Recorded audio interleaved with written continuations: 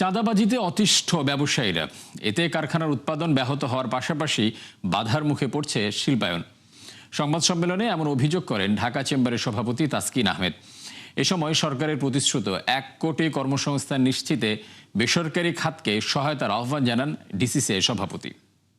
রাকিব আল জাবেদের report.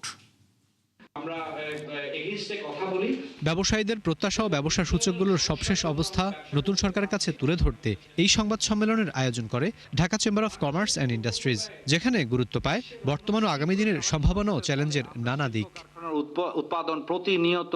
সম্মেলনের শুরুতেই দেশব্যাপী চলমান চাঁদাবাজির তীব্র সমালোচনা করে ডিসিসিআই সভাপতি বলেন, চাঁদাবাজদের দৌরাত্মে কঠিন হয়ে পড়েছে ব্যবসা পরিচালনা করা। তাই পরিবর্তনের বার্তা নিয়ে আসা নতুন সরকারকে তা শক্তভাবে দমনের আহ্বান জানান তাসকিন আহমেদ। দুর্নীতি কমানোর পাশাপাশি অনিচ্ছাকৃত ঋণখেলাপিদের ব্যবসার সুযোগেরও দাবি জানান তিনি। 3 দিন ধরে আমরা কিন্তু সবাই জানতে পারছি যে কিভাবে চাঁদাবাজির এগেইনস্টে মানুষজন রাস্তায় নেমে আসছে। আমি শুনতে পেলাম আজকেও বোধহয় কারণ বাজারে একদল ব্যবসায়ী গ্রুপ চাঁদাবাজি বিপক্ষে ওনারা মিছিল অবরোধ করছেন। অর্থনীতিটাকে সামনের দিকে এগিয়ে নেওয়ার স্বপ্ন দেখি এই চাঁদাবাজি প্রবলেম সলভ না করা গেলে কিন্তু আমাদের এই লক্ষ্য কোনোদিনও আমরা পৌঁছাতে পারবো না। সেকেন্ড, অবশ্যই করাপশন।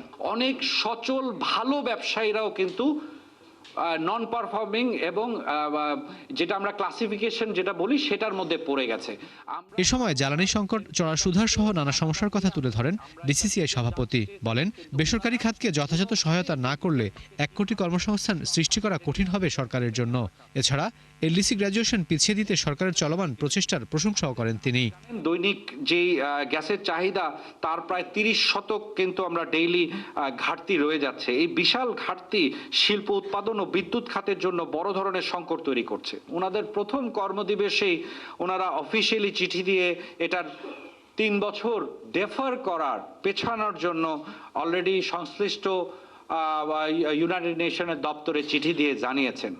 সংবাদ সম্মেলনে ব্যবসায়ীদের মূলধন ঘাটতি কাটাতে ব্যাংক খাতকে এগিয়ে আসার আহ্বান জানায় ডিসিসিআই। সিংহভাগ একটা ব্যবসায়ী ওনাদের মূলধন ঘাটতিতে পড়ে গেছে। রাকিব আল জাবেদ, 71, ঢাকা।